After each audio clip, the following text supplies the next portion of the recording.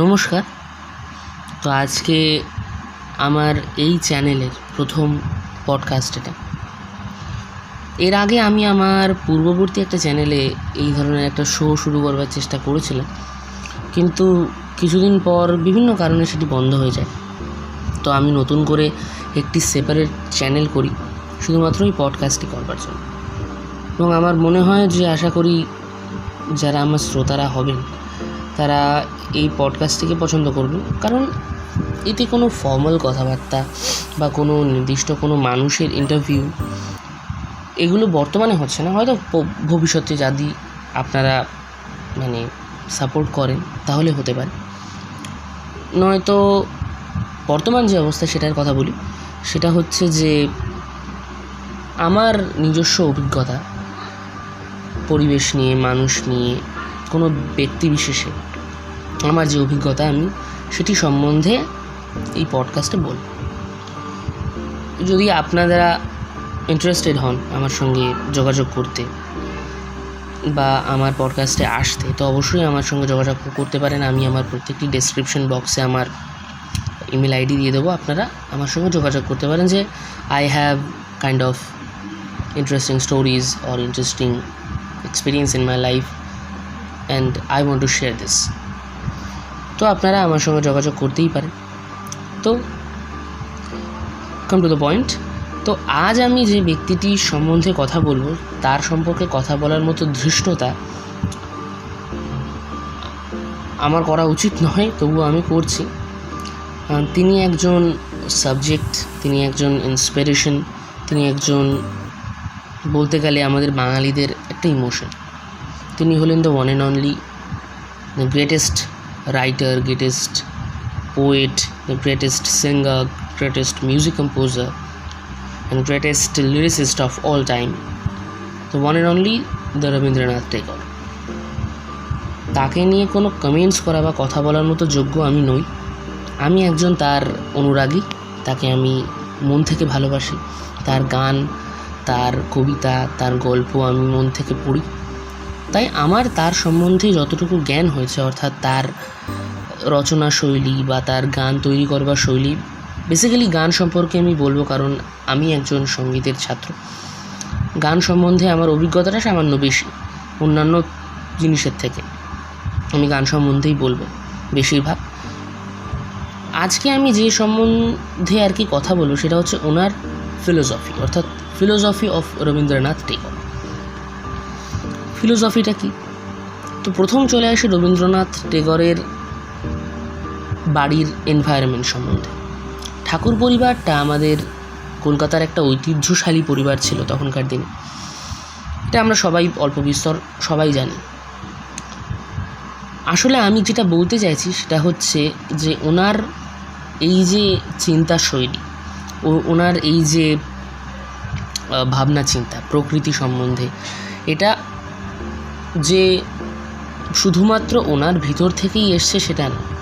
এটার প্রতি ওনার পরিবার, ওনার বেড়ে ওঠার পরিবেশ, উনি যে মানুষের আনুগত্যে ছিলেন সেই মানুষদের ভূমিকা, সেটাও অনস্বীকার্য। এক কথাতে তারা প্রচণ্ড পরিমাণে রবীন্দ্রনাথকে ইনফ্লুয়েন্স করেছিলেন বিভিন্ন জিনিসের প্রতি আগ্রহী হবার জন্য।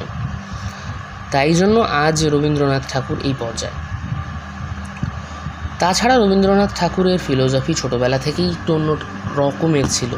উনি প্রকৃতিকে আপন করতে চাইতেন, উনি প্রকৃতিকে বেশি ভালোবাসতেন, উনি প্রকৃতি থেকে জিনিসপত্র নিয়ে he wants to implement those things in his life.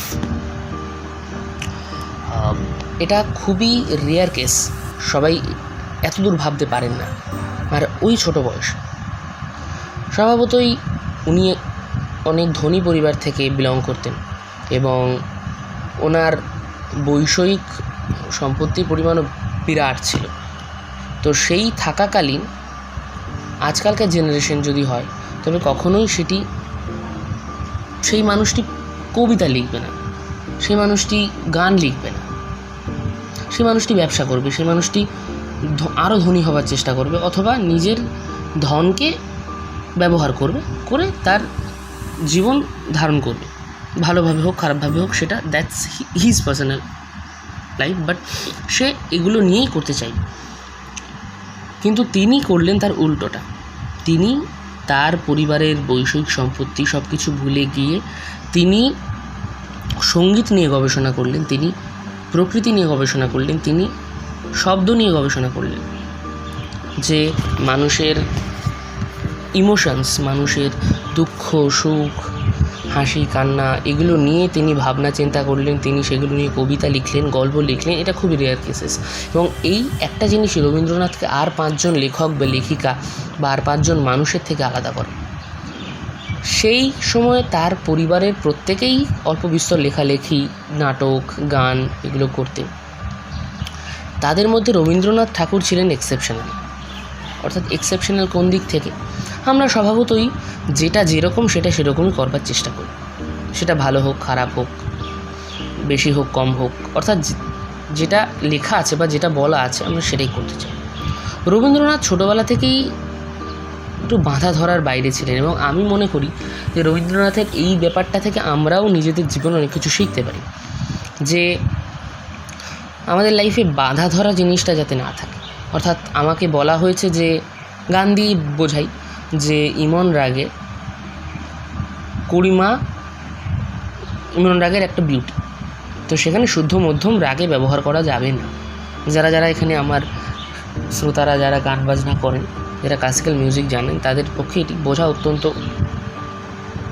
সহজসাধ্য হয়ে যাবে। কড়ি মধ্যম ব্যবহার করা হয়, শুদ্ধ মধ্যম ব্যবহার করা হয় না। কিন্তু অনেক গানে রবীন্দ্রনাথ ঠাকুর এই নিয়মকে লঙ্ঘন করেছেন এটা দেখাবার জন্য নয় যে আমি ক্লাসিক্যাল মিউজিকের নিয়ম সরাচ্ছি, এটার জন্য নয়। তিনি গানের ভাব প্রকাশের জন্য কড়ি মধ্যমকে শুদ্ধ মধ্যমে নিয়ে এসছেন, এবং সেটা আমার মনে হয়, আমার দৃষ্টিভঙ্গি থেকে সেটা ভুল নয়। কারণ সঙ্গীতের মূল ভাবনা চিন্তা হচ্ছে যাতে শুনতে ভালো লাগে, মানুষ এন্টারটেন হয়। তাতে বাধা নিষেধটা যেরকম প্রয়োজন, সেরকম মাঝে মাঝে বাধা নিষেধকে উপেক্ষা করাটাও প্রয়োজন। কারণ উপেক্ষা যদি আমরা না করি তাহলে আমরা সেই বিউটিটা পাবো না। উনি সর্বদা একটা পরীক্ষা নিরীক্ষার মধ্য দিয়ে নিজেকে নিয়ে যেতেন, যে কি করা যায়, যদি এটা এরকম হয় তাহলে এটা এরকম হলে কি হয়। এই কি হয়টা না আমরা করি না, এটাই আমাদের জীবনের সবথেকে বড় দোষ। আমরা প্রবলেমস নিতে চাই না আমরা। কারণ যদি আমি মনে কড়ি মধ্যমের জায়গায় শুদ্ধ মধ্যম ব্যবহার করি, তাহলে আমাকে বিউটিটার দিকে খেয়াল দিতে হবে, আমাকে এক্সট্রা শ্রম করতে হবে। আমরা এক্সট্রা শ্রম করতে চাই না। যদি আমাদের ওই রাগে গানটি তৈরি না হয়, let's change the রাগাস,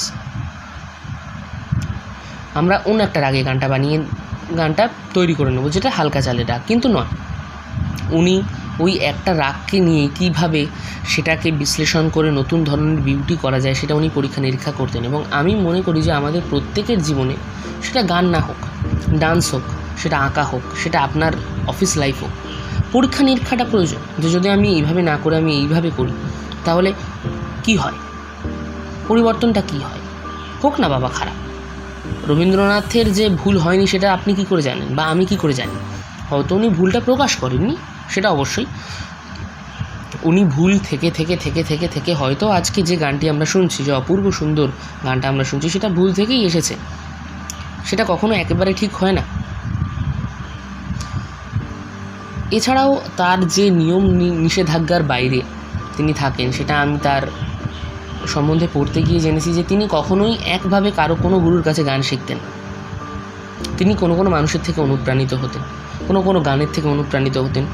I think whatever he have done in his life is by inspiring, not copy others. উনি সবার থেকে অনুপ্রাণিত হয়েছেন, উনি কাউকে কপি করেননি। এটাই আমাদেরকে শেখা উচিত, যে আজ আমরা যাই করি, আমাদের জীবনে সবার একজন আইডল থাকে, এবং আমরা সবসময় চেষ্টা করি যে আমরা তাকে কপি করব না। আমরা তাকে কপি কেন করব? তাহলে তো তার আর আমার মধ্যে ডিফারেন্সটা থাকলো না। এই ডিফারেন্সটা আমাদেরকে তৈরি করতে হবে, এই ডিফারেন্সটা আমাদেরকে বানাতে হবে। কারণ আমি একটা ইউটিউবে ভিডিও দেখেছিলাম যেখানে বলেছিল যে if you want to be unique so be your self.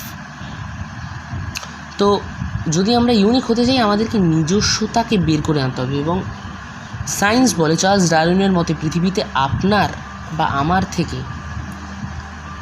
আলাদা সবাই, অর্থাৎ আমাদের মতো সেম কেউ নেই, এক্স্যাক্ট সেম হয় না, পৃথিবীতে সবাই আলাদা হয়। এটা সায়েন্স বলছে, এটা কোনো মিথ নয়, এটা সায়েন্স, দিস ইজ ফ্যাক্ট। তো যদি আপনারা ইউনিক হতে চান তাহলে আপনাকে নিজেকে বের করে আনতে হবে। এবং এটাই আমরা রবীন্দ্রনাথ ঠাকুরের কাছ থেকে শিখতে পাই যে উনি সবার থেকে অনুপ্রাণিত হয়েছেন। উনি গান থেকে অনুপ্রাণিত হয়েছেন, উনি নাচ থেকে অনুপ্রাণিত হয়েছেন, এমনকি উনি বিদেশি সুরের হুবহু সুর নকল করে নিজে গান বানিয়েছেন, কিন্তু তার ভিতরে যে উনি কথার ম্যাটেরিয়ালটা দিয়েছেন, যে ভাবটা দিয়েছেন, সেটা কিন্তু নিজের। অর্থাৎ উনি প্রত্যেকটা বিষয় নিজেকে তুলে ধরতেন যে আমি এই, বা আমার ভাবনা চিন্তাটা এই, তাতে হোক না বাবা অন্য সুর, অন্য রাগ, বা অন্য কারো গানের কপি। উনি অনেক প্রাদেশিক সুরকে নিজের ভাষায় করে গিয়েছেন, উনি অনেক টপ্পার সুরকে নিজের ভাষায় করে গিয়েছেন। অ্যাজ ইট ইজ সুর সেটা আছে, আসল গান তার আছে, ভাঙা গান বলা হয় তাকে। তিনি করেছেন, অর্থাৎ তিনি অনুপ্রাণিত হয়েছেন, তিনি নকল করেন। তো আমি মনে করি যে রবীন্দ্রনাথ সম্বন্ধে আমাদেরকে জানা উচিত আরও বেশি বেশি করে। আমিও রবীন্দ্রনাথ সম্পর্কে অধিক হয়তো জানি না, কিন্তু আমার যা মনে হলো যে রবীন্দ্র জয়ন্তী গতকালকে ছিল, কবিগুরুর জন্মদিন। তো কবিগুরুর জন্মদিনে আমি কিছু তাকে শ্রদ্ধার্ঘ্য অর্পণ করেছি, কিন্তু সেটা সোশ্যাল মিডিয়াতে আমি আপলোড করতে পারিনি, আমার দুর্ভাগ্য। তো আজ কবিগুরুর জন্মদিনের পরের দিন আমি মনে করি যে তার জীবনের কিছু কিছু অভ্যেস নিয়ে আজকে যে পডকাস্ট আমি করলাম, তার তার জন্মদিনের পরের দিন, তার জন্মদিনের পরের দিন, এই শুভ দিনটা নিয়ে আমার পডকাস্টটা শুরু হোক। এবং আমি মনে করি আমার যে এই চেষ্টাটা, সেটা দর্শকরা অবশ্যই অ্যাপ্রিসিয়েট করবেন, আপনাদের হয়তো ভালো লাগবে। যদি আমার কোনো ভুল ত্রুটি হয়ে থাকে অবশ্যই কমেন্ট সেকশনে জানাবেন। আর যদি আপনাদের ভালো লাগে তাহলে অবশ্যই চ্যানেলটিকে সাবস্ক্রাইব এবং শেয়ার করবেন ভিডিওটিকে। অনেক ধন্যবাদ আমাকে শোনার জন্য। Have a great day. Thank you so much.